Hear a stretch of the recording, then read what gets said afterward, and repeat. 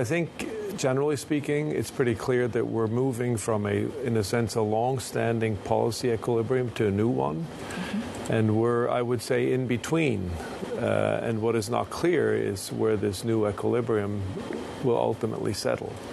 And so until that becomes clear, and the budget that you mentioned at the outset is another indication, until it becomes clear where ultimately the new world will land, as it were, we are in this transition period, and that is a period of volatility, of very rapid news cycles.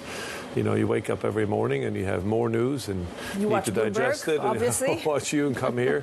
So I think we need to sort of step back a bit and think about where does the world kind of go to in this clearly new regime that has begun. So where do you see it going to? But also, is there a danger that, you know, we're going from A to B or A to Z if it's radically different, that a lot of things break in this journey?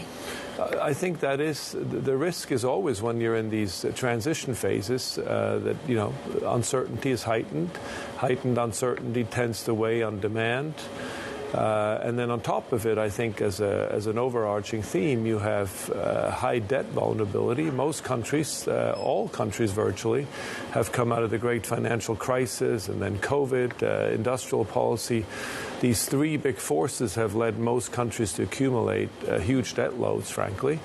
And that kind of weighs over the entire system. And you can see that in the sense that rates tend to be edging up. There's a term premium that's beginning to clearly emerge in U.S. bonds. So, you know, all these things are indicators that we are in this volatile and uncertain transition. And we just have to kind of stay fixated on the longer term and see where it all lands.